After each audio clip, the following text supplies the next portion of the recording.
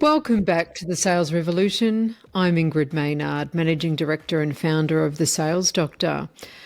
I'm absolutely delighted to be joined by Gerard Higgins today. Gerard is the Managing Director of Higgins Coatings and has been at the helm of that business for about 20 years, steering it to being Australia's largest painting contractor with 27 branches and 1,500 painters across the country. Now, what I find interesting is when I ask my guests for an introductory blurb, that wasn't written by Gerard. So this is it's interesting what people don't say more than what they do say sometimes. And he left all of that out. What he focused on instead were the following things: 3 grandchildren. He's been married to his wife Ruth for 34 years, which says so much. 3 grandchildren, 3 children, 4 grandchildren. Went to Xavier College, went straight into the family business after school and worked in most parts of the business. So from mixing paint, he was the delivery boy, he did admin roles, estimating projects, supervised painters and projects, became operations manager, and then he grew the new construction painting business and then took over the repaint business as well, and then converted it, swapped it over from being 80% construction, 20% repaint to now 13% construction painting and 87% repaint. Now, he also said that he loves golf. He loves fun with family and friends, and he loves drinking red wine and going to the peninsula because he's only human. That's why we live here, and boating. Now, that says to me that this is a man who is really proud of the legacy that he's created, but he realises that he hasn't done it alone, and family and loving his life are very much at the forefront of everything that he does. So I just wanted to mention that, Gerard, as I say welcome, because it's lovely to hear how people describe themselves. Thank you, Ingrid. I'm very happy to be here. I'm surprised you actually invited me here, but that's okay. Don't know why. I absolutely love Australian success stories in particular.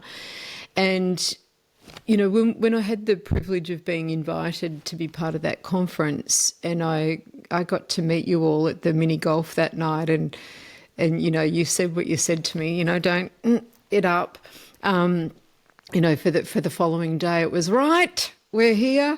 And I just thought, these are my people. These people speak straight.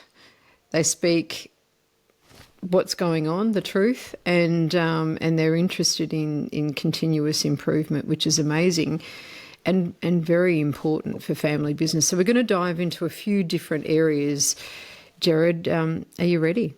I am indeed, yes. Excellent. So it is without a doubt an Australian success story. And I know that you're second generation, that there's now a third generation in the business. But before we go into that a little bit more, can you just tell the listeners who may not be familiar with Higgins' story, the origin story, and some of the milestones that have brought the company to where it is today? Okay, so my father started the business back in 1949 when he came out from Ireland.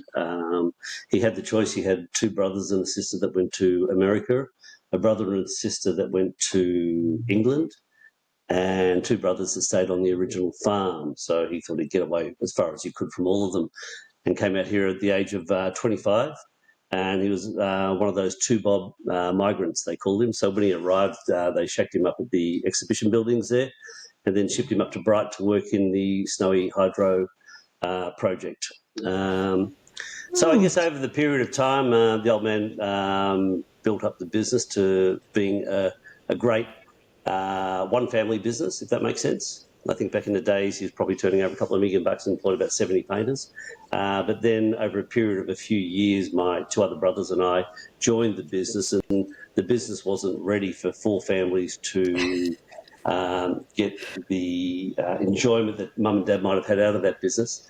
So that's when we had to go and change our direction, start looking for other things to go and do. Yeah.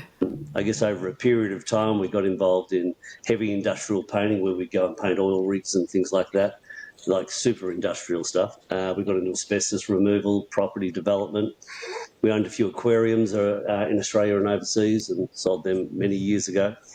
For some reason, we got into seafood businesses. And then when the wall came down over in Eastern Europe, one of our managers said to my brother John, "Oh, we should go to Poland and have a look over there and see what's over there." And we got involved in a fish canning business over there that, unfortunately, 12 months later, they were rigging the books and that didn't head the right way. But John was smart enough to go and look at some brewing opportunities. We knew nothing about brewing, and he said we either got into brewing or logistics, and we got into brewing, and that turned out to be an incredibly successful business. And John and our partners did a fabulous job to grow that to what it was, and we got rid of that about 18 months ago to Heineken. So, so that was probably the start of some diversity of businesses we were in. And then we came back and we bought into a couple of medical businesses. One's an opportunity was prostate cancer. They've developed biomarkers that will hopefully better identify cancer.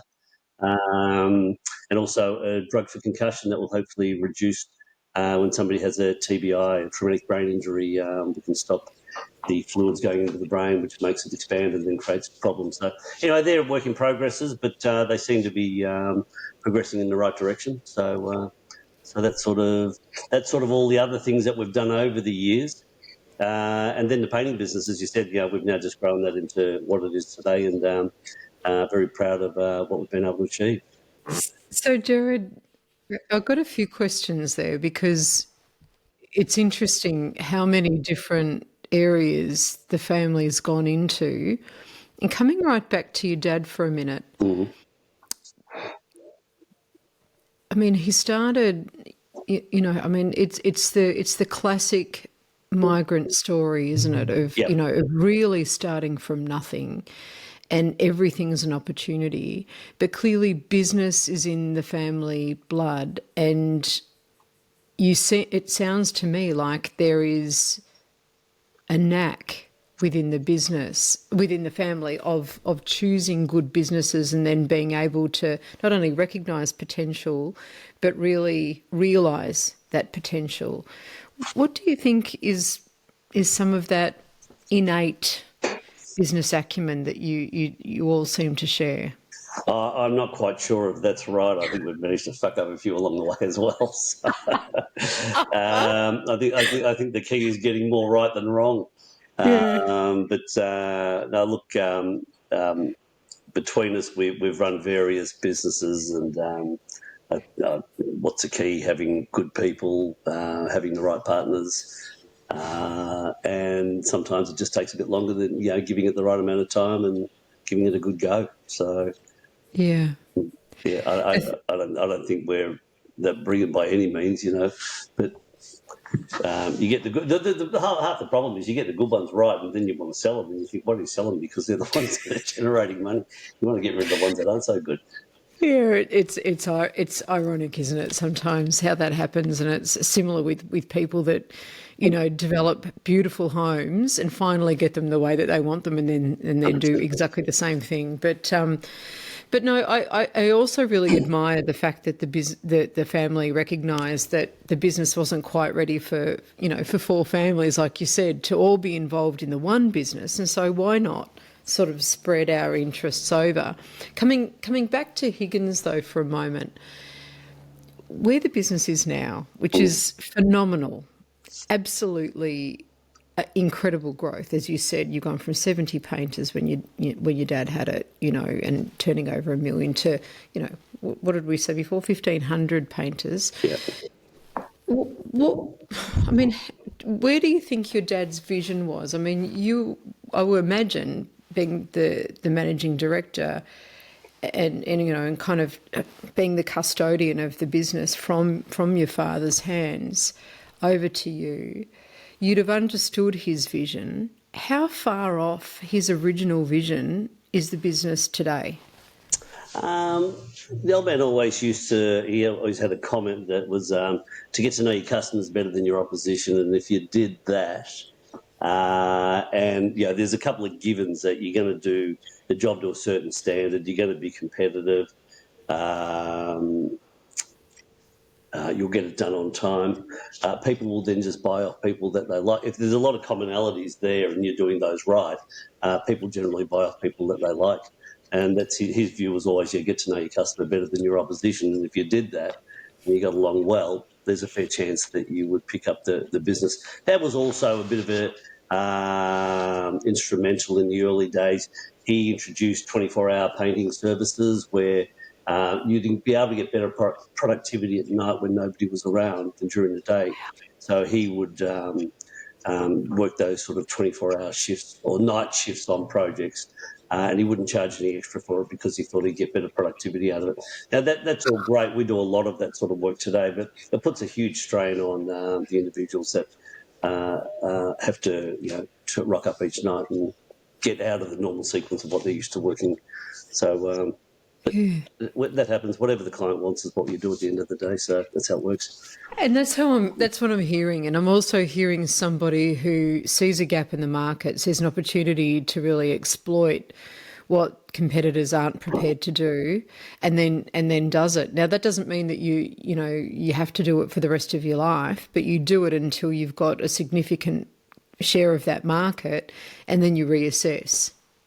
Yeah, look, I think one thing about the painting market, it's a pretty boring market. You look at it, a brush was invented, then they invented a roller, then they invented a spray gun. Now, spray gun was a huge change for our industry, as long as you give to someone that's got some brains and know what they're doing. Because if you don't, they can make more mess than anybody. But, like we were overseas to last year, and we purchased a couple of drones and drones for washing buildings. Now, these drones can go up to 30 stories high and wash the outside of a building at 3,500 PSI. Well, that's incredibly powerful.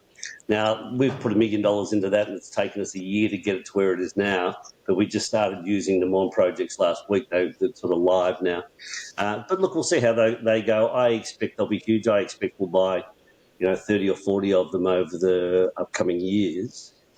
And they're not cheap. They're a couple of $100,000 each by the time you get them up and running. So, but you've got a drone which is about 1 metre by 1 metre with 8 propellers on it that if you put them into the wrong hands, they can be very dangerous. When you put them in the right hands, they can be fantastic. The safety aspects alone, instead of having people hanging off buildings, trying to wash the outside of a building versus having a drone that goes up there with the hose connected and can do the same thing. It's, There's not a lot of innovation in our game, but we're always sort of looking. I guess that's one of the benefits over the last few years.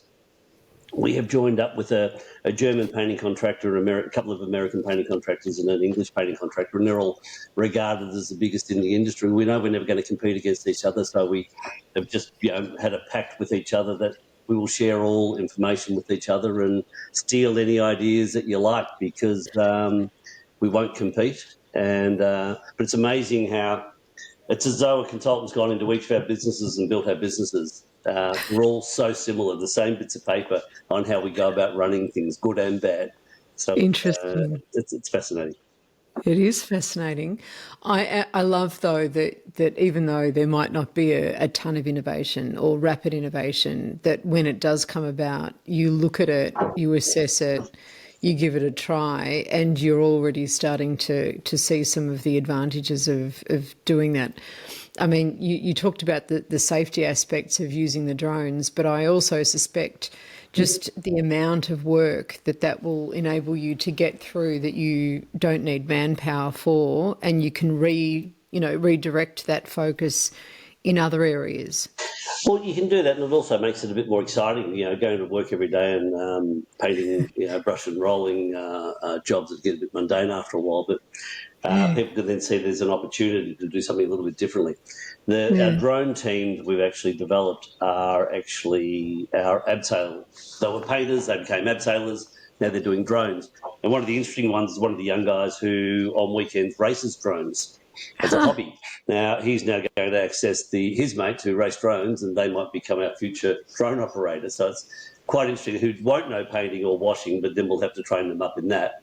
But it just shows there's a whole, whilst it's hard to find tradespeople these days because it's not probably the most sexy industry to go into, there are opportunities that people think, well, that's a very exciting industry to potentially get into. So yeah, very much so. Yeah, it's very interesting. That's Yeah, that's amazing. That's amazing. So painting, abseiling, drone operators, perhaps even taking people who never thought of themselves as painters but interested in drones, great at because there's quite a skill involved in drone operation. And I imagine when you're talking about, cleaning multi-story buildings, I mean, you need to have accuracy, you need to have attention to detail. There's a whole other skill set there that you're There's seeking. a hell of a lot that we're still learning at the moment. It's only early days for us, but it'll Yeah, just take time. We'll just go at a slow pace and get it right, and we'll get better as time goes on. absolutely.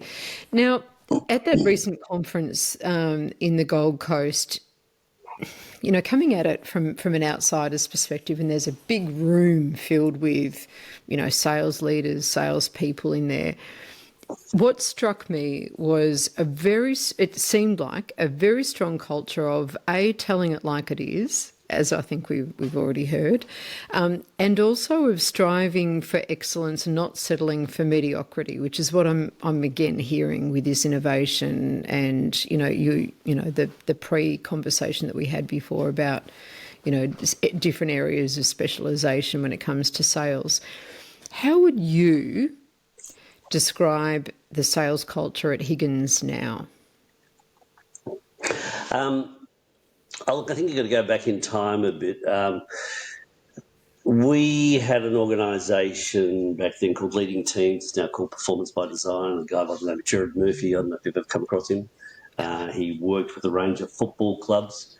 And his original business, Leading Teams, was very much around having open, honest communication. It was great. It was brutal at times. But the only reason that you wanted to have that open, honest communication with somebody is because you liked them and you wanted them to get better. And when you have that conversation, you might be critical of the issue, you're not critical of the person. And you've got to separate the two. And whilst that's difficult at times, and it depends if you're the one being criticised or the one being critical, it's very different. But look, they were fabulous. I'll never forget the first time I was a guinea pig. We went to our farm and we had our senior managers there, and Gerard said, "Rightio, Gerard Higgins, you get up now. And what we're going to do, you've got 12 managers here. You're going into another room. They're going to stay in here between them. They're going to work out half a dozen words that describes you. And then they're going to tell you what you're going to stop doing, start doing, and keep doing." I had to go out of the room and I had to write up half a dozen words that described me, good and bad. And then I had to come up with what are they going to tell me to stop doing, start doing, and keep doing. And then I was absolutely shitting myself. Saying, what are they going to say about me? But I Yes. say that we came back into the room and it was fabulous because we came back in and we had the conversation and we were very aligned. And I knew what the things that I should stop doing. I knew the things I must keep doing and things I had to start, that they enlightened me with a few things I needed to start doing. So that was really probably the start of that process, and we've really tried to keep it going. It's difficult at times, but it's if you can have those conversations, most people know you're going to have them, and most people are accepting of them. And you just got to keep in mind that the reason you're doing it is that we all get the benefits from it, and we'll come to the people because of it. And it comes down to the intention behind it. And I think you said that before. When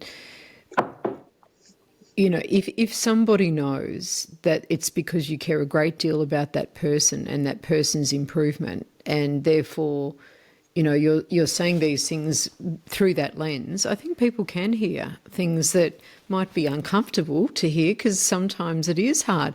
But even when we know, like you said, you went into the room, there was alignment between what you said. You thought you knew what you had to stop doing. You knew what you had to keep doing, and there were some some things that you needed to start doing that maybe you didn't know about that the team was more than happy to fill you in on. But at the same time, they would have been just as nervous giving you that feedback, just as much as it might have been hard for to everyone's bracing themselves, and yet then when it's out there. You've got something to work on. Well, what was really interesting is I was the first one to do it, and then we actually went through the 12 managers. So the process took a whole day. So some were thinking, well, there's redemption there. the big thing was really, I was happy. I was quite aligned with what my peers thought. The Yeah. bigger issue would have been if we weren't aligned, because that's when you're really on different planets, effectively. Yeah, that's right. So, Yeah. So I like that. So they knew that they would be in your seat at some stage too. yeah, beforehand they didn't. No, they did me, and then we just started to go around the room and worked our way Okay. through it. So no, Yeah. it was a really at the end of it, everybody felt they got enormous benefit out of doing it. But at the time, it was it's like anything when you get up there and you get the chance of being criticised, or Yeah. it makes it Yeah. difficult. But it worked. Now I mean, those sorts of things start, it sounds to me like that was the start of that culture of, speaking it as it is and being able to give, feedback that, can be tough, having those tough conversations. But now that you've got, 27 branches, the bigger a company gets, 1,500 painters, and that's not including everyone else that you've got. So how do you kind of reinforce that culture, and how do you continue to keep consistency around that culture when you've got so much nuance in all of those different regions? So you've got, let's just take Queensland, for example. You've got multiple branches in Queensland, and each of those branches would be working on pretty diverse projects. They're diverse people. They're probably appropriate for the projects and the regions that they come from. And yet there'd be some consistency among that. How do you do that? Well, I guess if you just look at the office staff alone, I think we've got about 180 office staff. We've got about 85 staff members that would have various budgets, sales budgets. Yeah. But look, a lot of work goes into the sales training. Look, we've done things like Challenger training, Scotsman's training. We do a lot of one-on-one training. Yeah.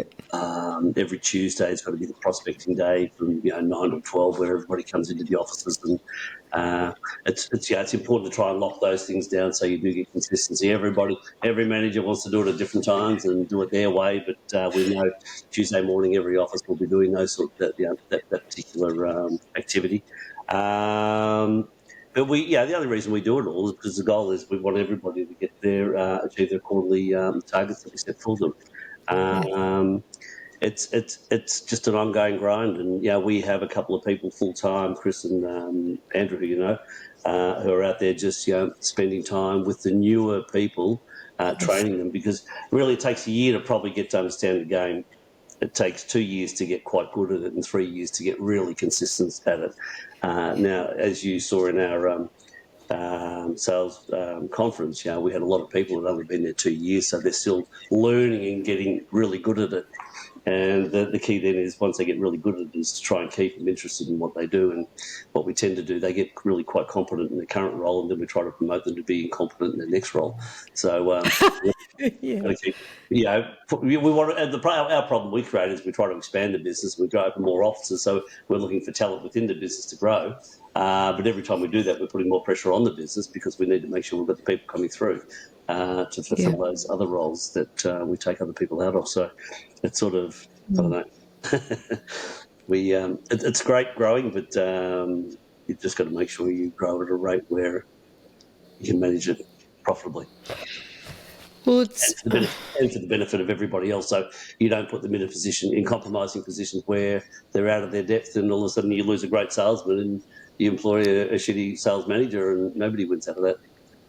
well, that's a big issue. I mean, that's where a lot of businesses go wrong. They promote their best salespeople into management positions that person didn't really necessarily even want, but because they're great at that, there's an assumption that they'll be great at that. They're very, very different skill sets.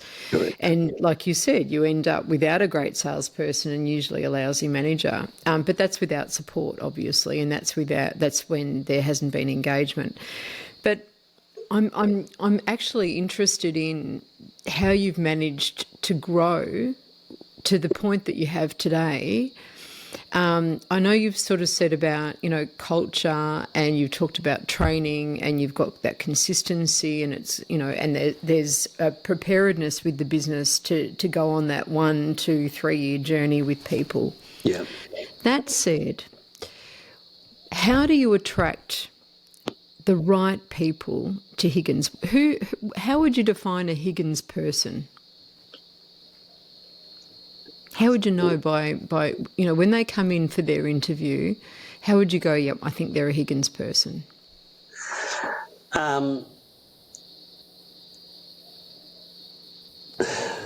It's difficult. Look, I think when you go through the interviewing process and you have examples of people that have gone through the system and been successful and they are involved in the interviewing process, I think that helps. We've gone in the past of just going employing the opposition, and very different cultures between the two businesses. I know at one stage 50% of our staff, our office staff, were from the opposition, and I don't know what that would be now. It might be 5 or 10%, but again, very different cultures from what we are, and just didn't work. Had the skill, the skill set, and understood the industry, but we're driven very differently.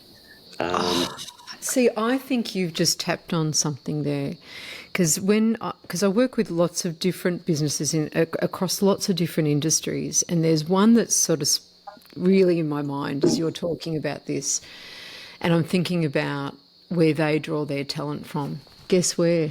Competitors, and it usually doesn't work out, for a whole host of reasons. Because when people come from an industry, for example, I mean, you get the expertise, so there's that uptick, that's assumed that they'll be much more productive, and yet there's nuances in the way that each business likes to do things, and then there's that fit for culture. If you had to choose between the two, I have a feeling I know what you're going to say, but and they've got all the skills in the world, but there might not be that cultural fit. And it's easier said than done, especially when it comes to sales talent. Which way would you go if it was up to you? I think you'll always employ attitude and can train the skill. That's, it's always. Look, that is the right answer. There is times where you're down a couple of people, and look at my Geelong branch, we're down a couple of people at the moment. So you just want to get someone that can hit the ground running. But there's a high degree of chance that might not work. But in theory it all sounds great. But every hire has certain nuances that you're trying to satisfy at the time, and. It's not as simple as, they talked about the old IBM person that would dress a certain way, would come to work a certain way, and would sell a certain way. And where we'd like to think we'll be like that, but we're not McDonald's. That's right. Probably the closest thing to it, though, our friends over in Germany, Heinrich Schmidt, you look at the size of us, they turn over $1.3 billion in painting and trades. They have 6,000 painters. They have 1,000 apprentices. Everybody in their business does an apprenticeship. Right. They're effectively 6 times the size of us. Wow. In Germany, 198 offices around Germany. And everybody comes into the business as an apprentice, works their way through the business up into the MD of the business. So right, so that's it. That's it, but that's the McDonald's painting, but that's a 30-year process to get to that stage. Yeah. And also it's a cultural thing about the age of 14 over in Germany. You have to decide whether you want to be a tradesman or you want to go to a university for further education. Where in Australia, people don't really look at apprenticeships. The problem, after 2 years now, an apprentice reckons he knows everything and he wants to be paid a full wage, or he goes out and does his own thing and earns cash on the side. And it sort of just makes it a little bit more difficult. So maybe our ways of our apprenticeship is antiquated. I know Cameron's looking at, we train our own apprentices up in Queensland, and we're looking at reducing the timelines of that. So there's some work to do there. So. That's exciting. That's a really interesting model, and I love that you're constantly looking, to what leading businesses in this industry are doing, and what you can take from that. Which doesn't mean that you take the whole model. It just goes, well, which bits can we kind of apply to our business to make our business better? What was really interesting, I was over there in March this year. and they have a training centre which would be bigger than our whole office. They would have 27 full-time trainers, and then they have another 70 part-time trainers, just doing training and development of all their staff, and from apprentices, painters. When you get into a foreman's role where you oversee projects, you've got to have customer service as well as managing people, and then through the various management roles in the business. And they are the McDonald's of painting. It's quite fascinating when you actually watch and see what they do. Well, it's a beautiful thing because I can imagine that 14-year-old coming into that business and being a bit starry-eyed and having a look at all of the different pathways that are open to me. I can start here, but the sky's the limit. And then that generates retention. I mean, I'd love to kind of do a deep dive in on their retention. That must be really something to be proud of, I'd imagine. Yeah, it's pretty good. Look, the interesting thing with our business, we have a lot of moving parts. First of all, we've got to go out, we've got to identify what market opportunities are out there. We then have to prospect to those market segments. So these are all sales at the moment. Then we have to meet the customer and identify what their needs are, go and quote opportunities, scope up jobs, specifications, timing, payments. Then we've got to win the job. At this stage, we haven't even won the work yet. And then we've got to win it. Then we've got to program, run it, manage the labour, the material, the access, safety, the weather. And that's just sort of the start of what we're trying to manage day to day. And then you've got the invoicing, collections, and everything else. And then you've got to go and repeat it again. That's right. What's interesting I find with our business is we work on 500 jobs a month, so 6,000 jobs a year. Wow. Of varying shapes and sizes. We do everything from childcare centres to schools, shopping centres to apartments. We'll do Parliament. We're painting Parliament House and we're painting Ayers Rock at the moment. So that's sort of the diversity of the two types of jobs, and through to tennis centres and to tunnels. So it's quite bizarre. And some of the places I've been in Australia and underground in the Snowy Hydro scheme, for example, and various places that you go to and look at what you're doing, you think, God, it's quite fascinating. It is. But you've got to apply all of those things I just mentioned about the various stages of quoting a job to those 6,000 jobs every year. And they're the ones you win. Yes. With a strike rate of just about 33%. So we're probably quoting 18,000 jobs to win those 6,000 jobs. That's right. Yeah, it's busy. It's a big machine to feed, isn't it? It is, yeah. Now, just on your structure, because I think that there's a lot of lessons here around the fact that you've gone down the branch management structure, and they navigate everything. They navigate projects, people, sales, operations, customers. Yep. What was the thinking behind that structure, and what have the benefits been of having that structure in place, and therefore by extension, what's the benefit been to some of the customer projects that you quote on and win? Look, I think it comes back to, the perfect model is the one I mentioned before, which was a Heinrich Schmidt model, where you're actually training people as painters and then developing them into managers. The reason we went down the track we went down to is probably because we didn't do enough training.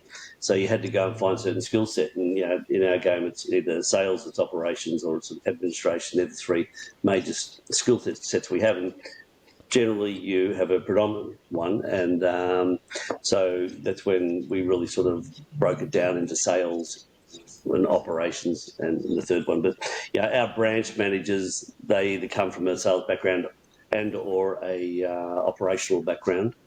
Very few have an administration background. They generally come knowing the game, but it's a real mix between the two. And each of them manage, whilst we have a fairly definite set of rules on how to manage the business, they tend to come from either an operational point of view or a sales point of view, and they can be quite different. So we went down that track because as we grew, Dad was the painter, he grew the business, and then he became the sales side of it, so he needed somebody to run the operations side of it. So then you'd employ some salespeople, estimators underneath him, and then you'd employ more operational people. Then you'd need an operations manager to oversee the supervisory side of it.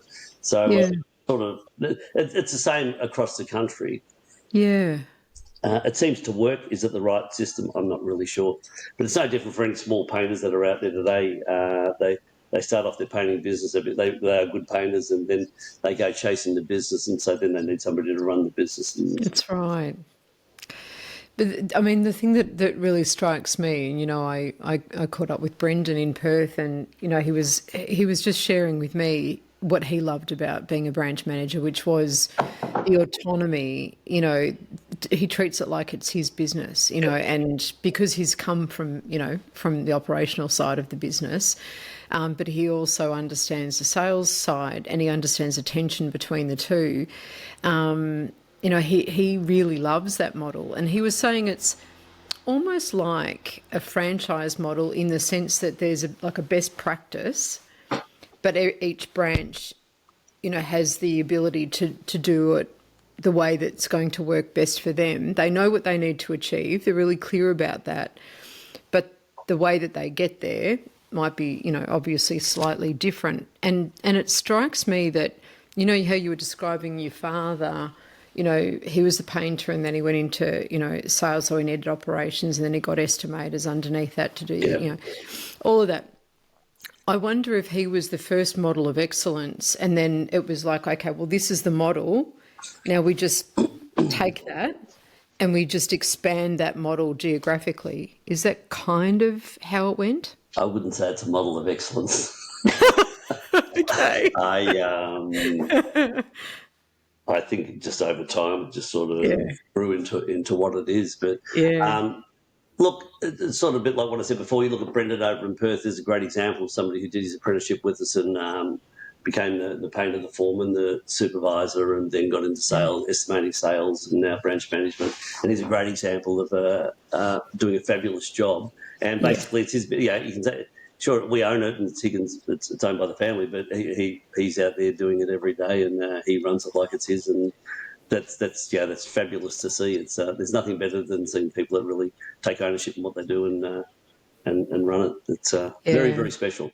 It is special. It's special speaking to someone like that too. Ooh.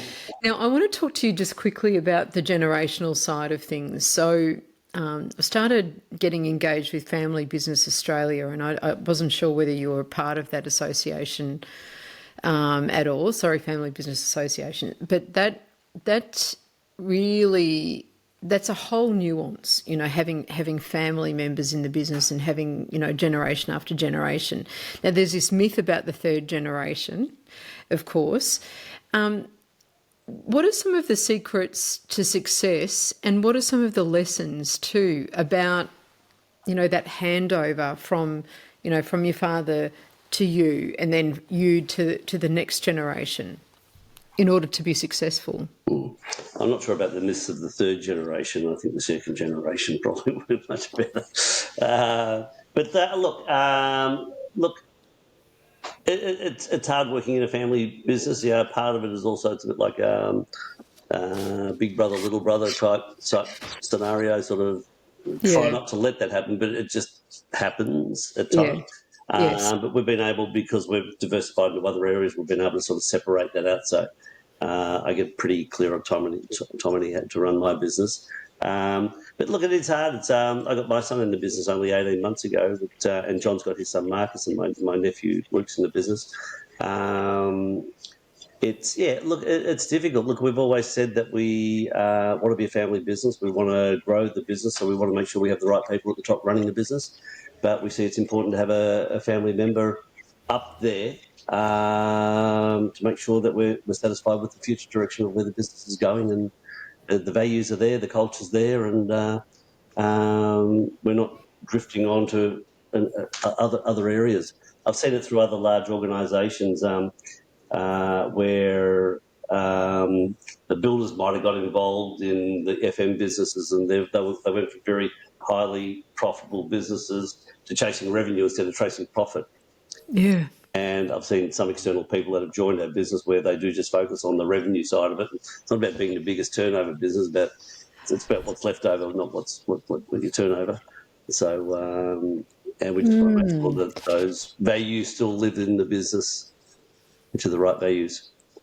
That they are the right values, and I think that's a good lesson that I feel like underlining about the difference between chasing revenue and chasing profits, because I've seen businesses go down the gurgler, like going broke, making a lot of money. Oh, well, earning a lot of money, not making a lot of money, and they outgrow themselves, they don't they're not supporting themselves as they go through those different levels, and they erode any kind of profit that they had, just out of chasing that.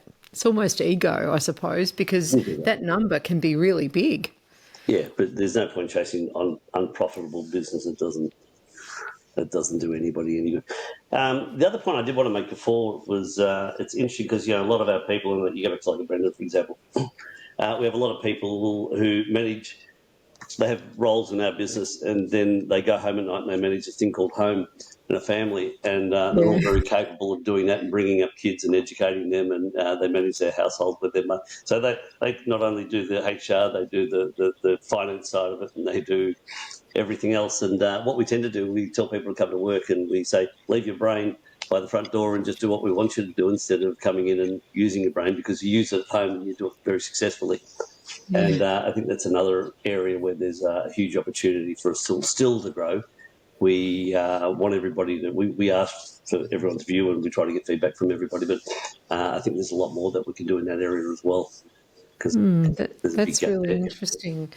I mean, I think that's also coming from, those really strong values that you talked about before about family, and, go right back to the start where, I was talking about the way that you introduced yourself, what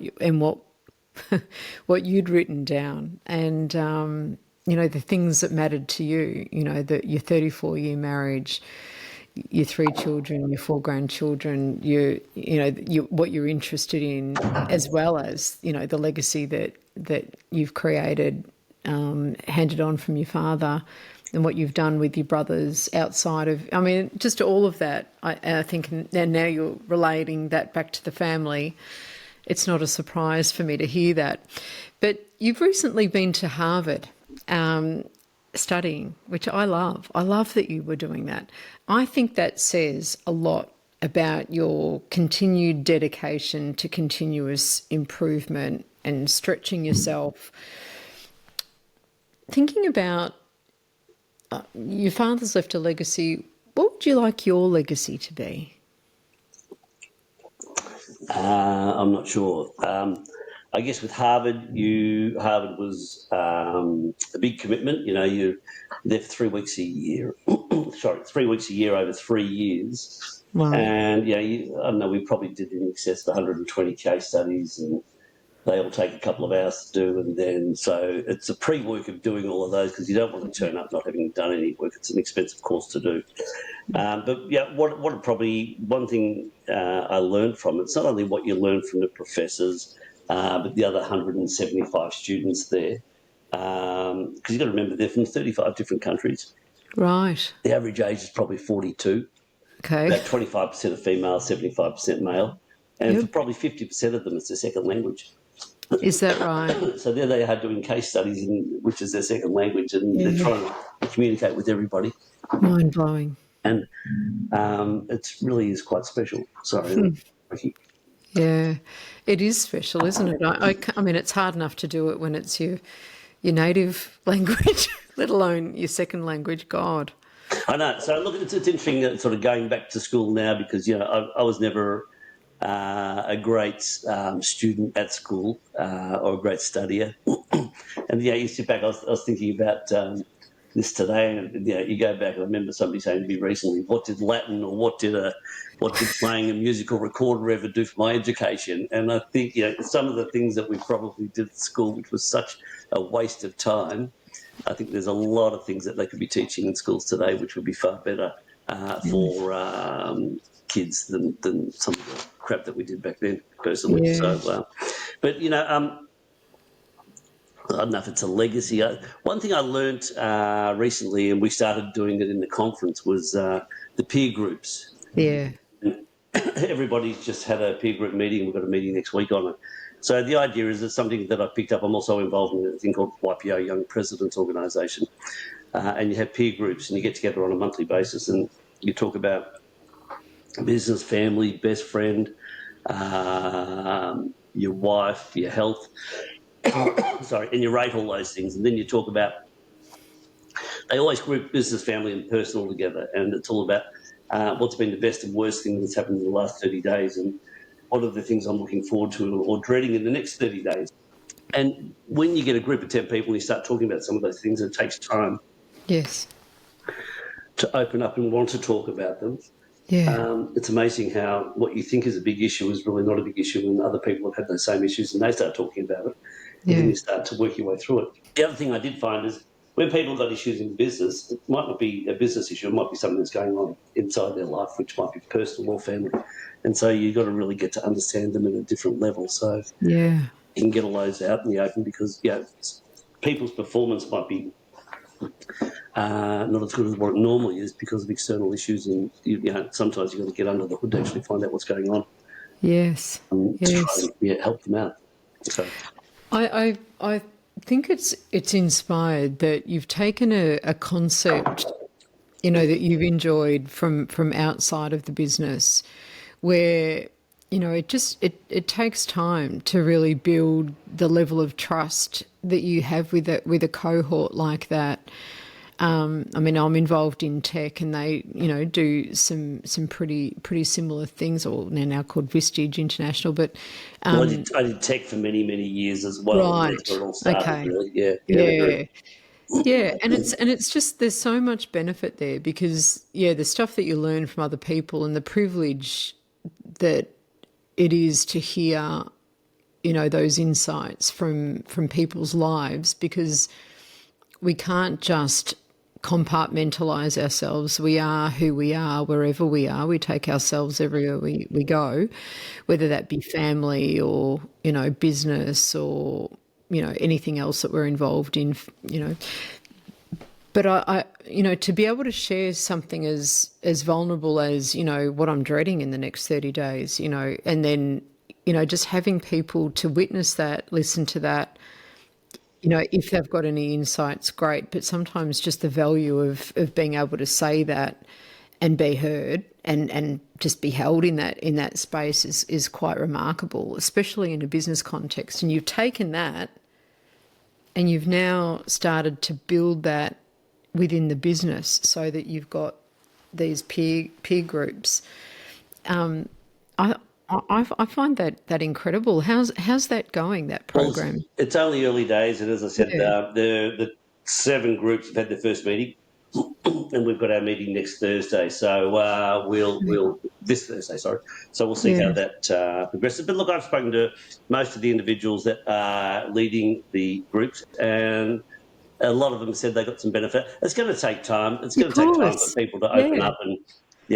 I know the thing with YPO, with my forum group, everything's confidential. So it's very different to, I don't want to, if I'm in the Higgins one and I say, my boss is a dickhead, that's going to be really difficult. So we've made sure it's not confidential. So we've just got to start with it and we'll see how it rolls. And look, we'll refine it as time goes on. But it's a starting point. And if we get people talking about what they're concerned about. And then I know in one of the groups, we have a new branch manager that was struggling with certain things, and the girl running it, Donna, runs a couple of branches for us, and she said, well, if you try this, this and this, it might help. Now, she mightn't have got any of that feedback if she didn't feel comfortable in talking about it. So 100%. That's exactly right. It's a start, but I think it's got potential. Well, I've found it's been hugely successful in the YPO. And it's amazing some of the things that have come out of it. But the beauty of that is it is highly confidential. And one of the hard things as a manager in a business, it's hard to sometimes open up and talk about some of the issues, family, personal issues that you might have. And as a manager, people tend to just agree with you. Where in my forum group, they really get stuck into if they think you're doing something not quite right. And they try to, they help to try and get you back online if you need to go down that track. So it's it's early days. It might be a complete flop, but I think it's got some pretty good legs to be successful. I think it has too, and I think the intention behind it again is a really strong one, and it can foster, that interconnectedness between people that would normally not necessarily work together. so that, you know, they can have those different relationships, learn from one another, not just around skill, but around experience and insight and, you know, just in lots of different areas. And you're right. I mean, you got to give something a go and then, you know, kind of shape it as it evolves and let it have its own life and breath. Yeah, and they're life experiences that you can adapt to business, personal, and family. And at the end of the day, they aren't all that different. No, they're not. No, they're really not. They're really not. Bringing up kids is probably more difficult than being a branch manager. You've got a bunch of kids in there. Yes, Kids. yes, that's right. Sometimes we go to work for a break, but no, that's amazing. Listen, I really appreciate you, you know, coming on my podcast, Gerard, and it's just been such a delight getting to know you and getting to know the people who work for you and who absolutely love working for Higgins. Well, thank you very much. I appreciate it. I've always sort of laughed when I get invited to some of these things. I think, what can I share with anybody? I don't know. But anyway, I hope it's been worthwhile, and I hope you've found it interesting at least anyway. So, Oh, I certainly have, and I have no doubt that we'll get lots of great feedback from our listeners too. So thank you, Gerard. wonderful. Thanks for your time.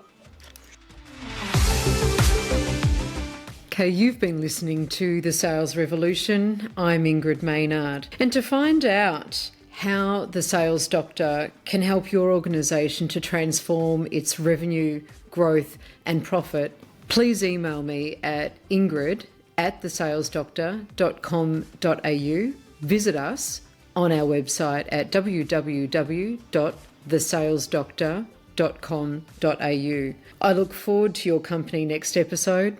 Bye for now.